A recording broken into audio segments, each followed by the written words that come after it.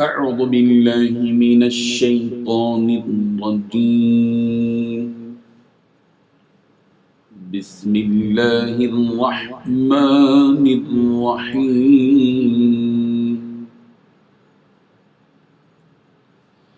اليوم أحل لكم الطيبات وطعام الذين أوتوا الكتاب حل لكم وطعامكم حل لهم والمحصنات من المؤمنات والمحصنات من الذين أوتوا الكتاب من قبلكم إذا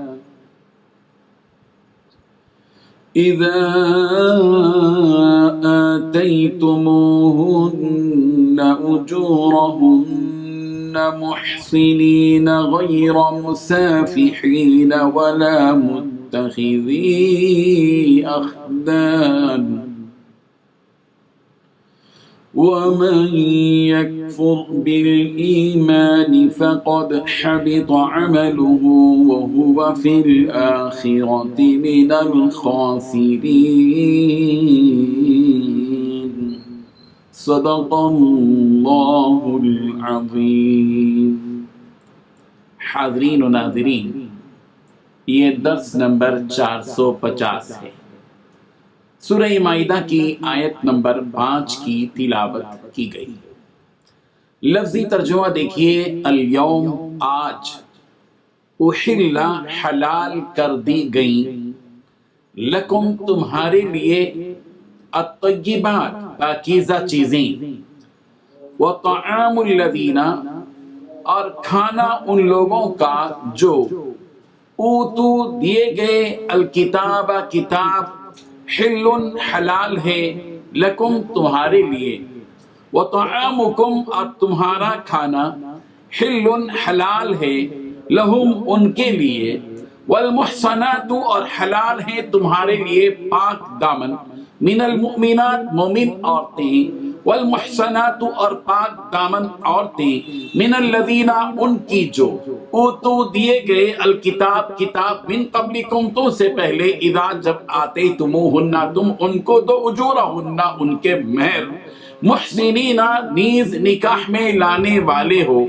غیر نہ کہ مسافحین بدکاری کرنے والے، ولا اور نہ متخذی بنانے والے، اخدان قف یا آشنا، ومن اور جو کوئی یکفر انکار کرے گا بالایمان ایمان سے، فقد تو یقیناً حبط برباد ہو گئے عمل اس کے عمل، وہو اور وہ فی الآخرت آخرت میں من الخاسرین نقصان اٹھانے والوں میں سے ہوگا۔ ترجمہ ہے اس آیت کا یوں، آج تمہارے لیے سب پاکیزہ چیزیں حلال کر دی گئی، اور اہل کتاب کا کھانا بھی تم کو حلال ہے، اور تمہارا کھانا ان کو حلال ہے، اور پاک دامن مومن عورتیں اور پاک دامن اہل کتاب عورتیں بھی حلال ہیں، جبکہ ان کا مہر انہیں دے دو، اور نکاح سے عفت قائم رکھنی مقصود ہو، نہ کہ کھلی بدکاری کرنی اور نہ چھپی دوستی کرنی، اور جو شخص ایمان کا منکر ہو اس کے عمل ضائع ہو گئے اور وہ آخرت میں نقصان پانے والوں میں ہوگا۔ لفظی ترجمہ اور ترجمے کے بعد ہم اس حقیقت پر پہنچتے ہیں کہ اللہ تبارک و تعالیٰ نے اس آیت میں کتنی باتیں بتائی ہیں۔ 6 باتیں اللہ تبارک و تعالیٰ نے سورہ مائدہ کی آیت نمبر 5 میں بتلائی ہیں۔ پہلی بات، آج تمہارے لیے پاکیزہ چیزیں حلال کر دی گئی ہیں۔ دوسری بات، جن لوگوں کو تم سے پہلے کتاب دی گئی ان کا کھانا بھی تمہارے لیے حلال ہے اور تمہارا کھانا ان کے لیے حلال ہے۔ اور تیسری بات، مومنوں میں سے پاک دامن عورتیں بھی حلال ہیں۔ چوتھی بات، اہل کتاب میں سے پاک دامن عورتیں بھی تمہارے لیے حلال ہیں، جبکہ تم نے ان کو نکاح کی حفاظت میں لانے کے لیے ان کے مہر دے دیے ہوں، نہ تو صرف ہوس نکالنا مقصود ہو اور نہ خفیہ آشنائی پیدا کرنا۔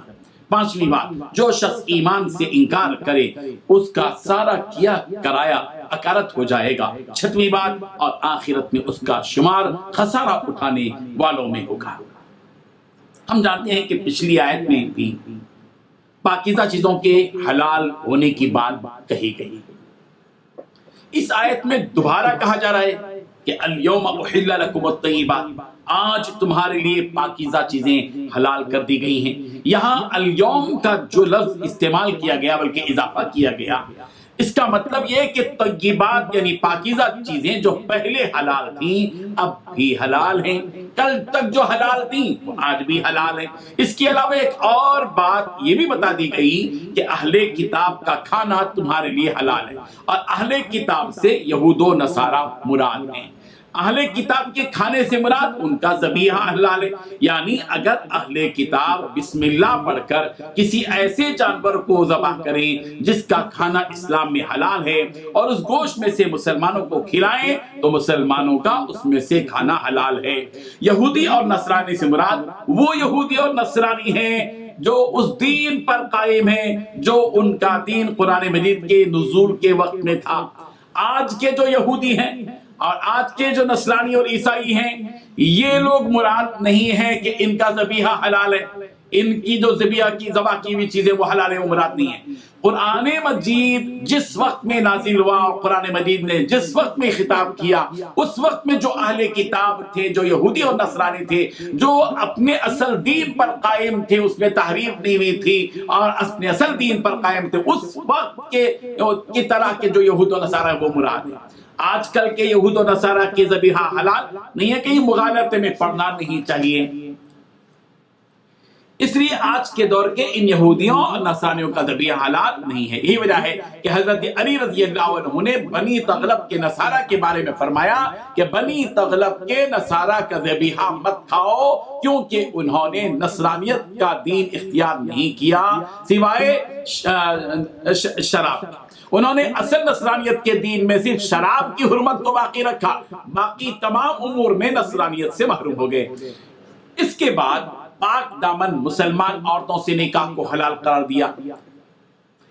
उसके अलावा अहले किताब में जो पाक दामन औरतें हैं वो भी तुम्हारे लिए हलाल हैं कि तुम उनसे निकाह कर सकते हो। इसमें भी वही बात है कि अहले किताब यानी यहूदो नसारा से वो यहूदो नसारा जो अपने असल उस दीन पर कायम हो जो कुरान मजीद के नुज़ूल के वक्त में था, उस वक्त के यहूदो नसारा मुराद है, वही यहूदो नसारा मुराद है।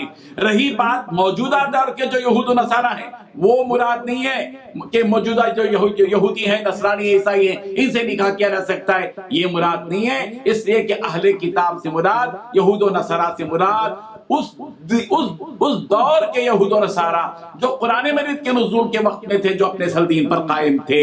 हज़रत उमर रज़ी अल्लाह अन्हु ने, यही वजह है कि हज़रत उमर रज़ी अल्लाह अन्हु ने अपने ज़माने खिलाफत ही में उनसे निकाह करने से रोक दिया था, अहले किताब से निकाह करने से रोक दिया था। चुनाचे हज़रत हुज़ैफा रज़ी अल्लाह अन्हु ने मदाइन में एक यहूदी औरत से निकाह कर लिया था।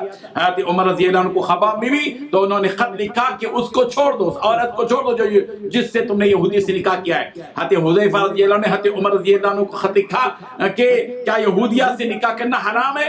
हज़रत उमर रज़ी अल्लाह ने जवाब में तहरीर फरमाया, मैं तुम्हें मजबूती के साथ पुख्ता तौर पर हुक्म देता हूँ कि मेरा एक खत पढ़कर उस वक्त तक नीचे न रखना जब तक कि उस औरत को ना छोड़ दो, क्योंकि मुझे डर है कि दूसरे मुसलमान भी तुम्हारी इख्तिदा करेंगे और इस तरह से जिम्मी औरतों से निकाह करने को तरजीह देंगे, क्योंकि उनमें हुस्न जमाल है, और मुसलमान औरतों को छोड़ देंगे जिससे बड़ा फितना बर्पा होगा।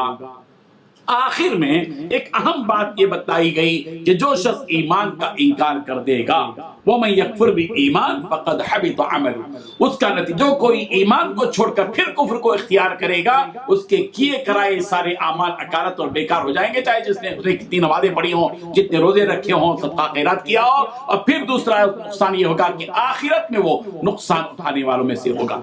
अल्लाह तबारक व तआला हम सबको दीन ईमान पर कायम रहने की और अहकाम शरीयत पर अमल पैरा रहने की तौफीक अता फरमाए। व आखिरु दअवाना अनिल हम्दुलिल्लाहि रब्बिल आलमीन। ला इलाहा इल्लल्लाह, ला इलाहा इल्लल्लाह।